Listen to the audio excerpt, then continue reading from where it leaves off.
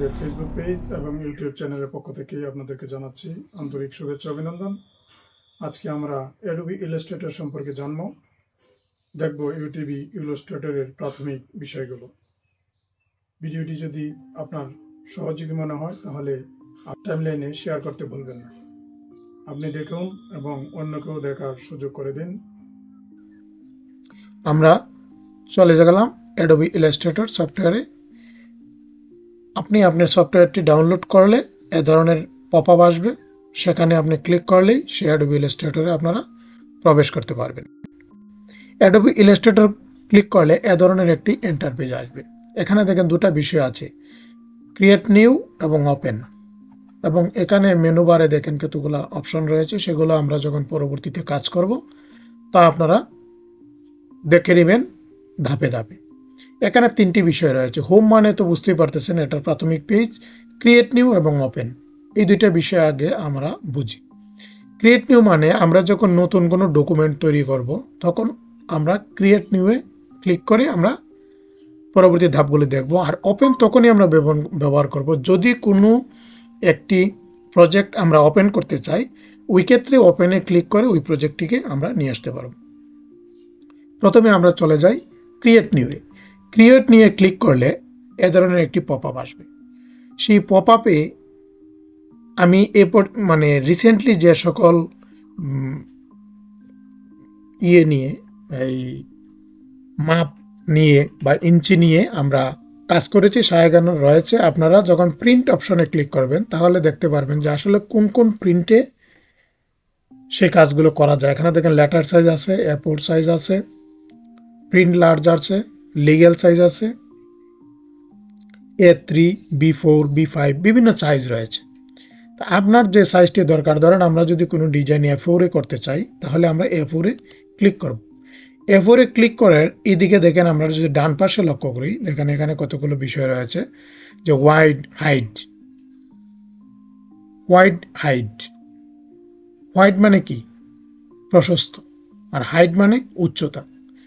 আপনি এখানে আমরা কিভাবে আপনার সেই প্রেজেন্টেশনটি করতে চান, A4 সাইজটাকে আমরা দুভাবে নিতে পারি। এটা দেখেন পোর্ট্রেট সাইজ, আর এটা রয়েছে ল্যান্ডস্কেপ সাইজ।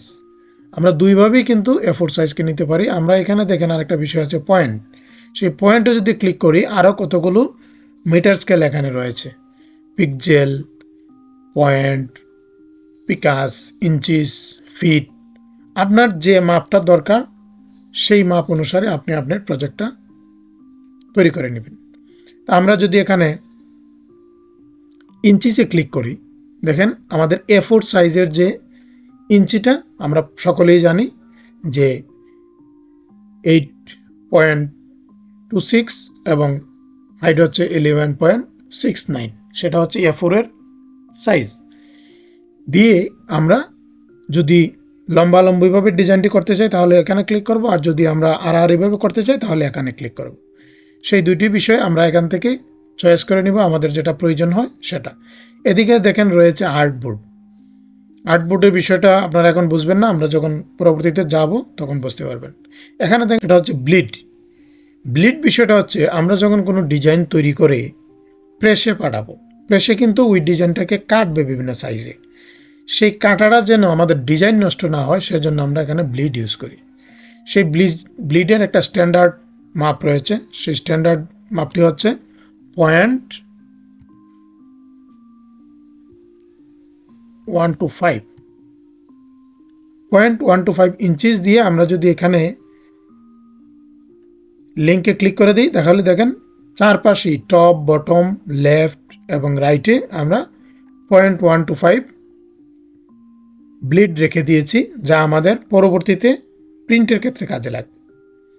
আবার আপনার ডিজাইন অনুযায়ী আপনি ইচ্ছা করলে কম বেশিও করতে পারেন, এটা আপনার নিজস্ব ব্যাপার। তারপরে দেখেন এখানে রয়েছে কালার মোড দেখেন এখানে রয়েছে দুইটা, CMYK কালার এবং RGB কালার। আমরা অবশ্যই এখানে CMYK কালারটা চুজ করব। তারপরে দেখেন এখানে রয়েছে রাস্টার ইফেক্ট। সেই রাস্টার ইফেক্টে যদি আমরা ক্লিক করি তাহলে দেখেন এখানে কয়েকটি অপশন শো করছে। এখানে লেখা আছে high 300 ppi, medium 150 ppi, screen 72 ppi এবং 36 ppi। আমরা সবসময় এখানে হাই 300 ppi ক্লিক করব। যদি আমরা কম রেজুলেশনের পিপিআইগুলো ইউজ করি তাহলে আমাদের প্রজেক্টগুলো ফেটে যেতে পারে, এখানে ভালো রেজাল্ট পাবো না। সেজন্য আমরা এখানে অবশ্যই 300 ppi ক্লিক করে দেব। তারপরে পরবর্তীতে দেখেন এখানে প্রিভিউ মুড, আমরা এখানে প্রিভিউ মুডে ক্লিক করলে এখানে আরও বিভিন্ন মুড রয়েছে, আমরা এখনো ক্লিক করে করে আপনারা দেখে নেবেন। এখানে আমাদের আর কোনো তেমন একটা বিষয় নেই। এখানে রয়েছে মোড সেটিং। মোড সেটিংয়ে আমাদের এখানে যে সেটিংগুলো করেছি এখানেই আবার আছে, তা বিভিন্নভাবে যে আমরা এখানে ব্লিড দিয়েছি, ওয়াইড দিয়েছি, হাইট দিয়েছি, সেই বিষয়গুলো আবার এখানে রয়েছে। তো আমরা যেহেতু এখানে সেট আপ করে নিয়েছি তাহলে আমাদের মোড সেটিংয়ের আর যাওয়ার দরকার নেই। আমরা এখান থেকে ক্লিক করে দেব ক্রিয়েটে। ক্রিয়েটে ক্লিক করলেই আমাদের সামনে একটি আর্টবোর্ড ওপেন হয়ে যাবে। দেখুন আমরা এখানে কিন্তু লম্বালম্বিভাবে আমাদের A4 সাইজটাকে ক্লিক করেছিলাম, এর জন্য দেখেন আমাদেরকে এখানে লম্বালম্বিভাবেই A4টা শো করেছে। তার পাশে দেখেন আপনারা যদি একটু লক্ষ্য করে দেখবেন, তার বাম পাশে লাল একটা চিহ্ন রয়েছে, লাল একটা রেখা, এবং লাল রেখা এবং সাদা লেখার মধ্যে একটু গ্যাপ রয়েছে।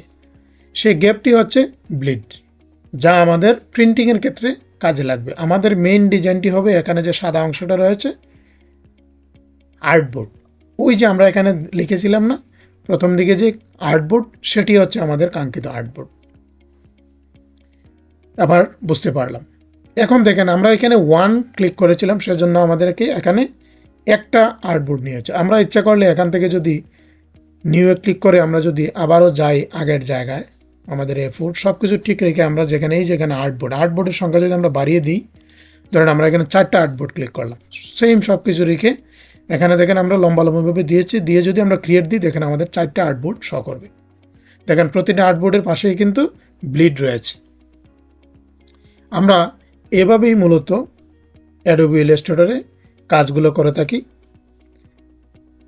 পরবর্তীতে অ্যাডোবি ইলাস্ট্রেটরে আমরা কীভাবে কাজ করতে হয় তা আপনাদেরকে দেখিয়ে দেব। এখানে বাম পাশে বিভিন্ন টুল রয়েছে, সেই টুলগুলো সম্পর্কে জানবো, এবং ডান পাশে এখানে বিভিন্ন বিষয় রয়েছে, সেই বিষয়গুলোকে জানবো। আজ এ পর্যন্তই। ভিডিওটি যদি ভালো লেগে থাকে তাহলে লাইক, কমেন্ট, শেয়ার করতে ভুলবেন না। পরবর্তী অংশটুকু পেতে আমাদের পাশেই থাকুন। ধন্যবাদ।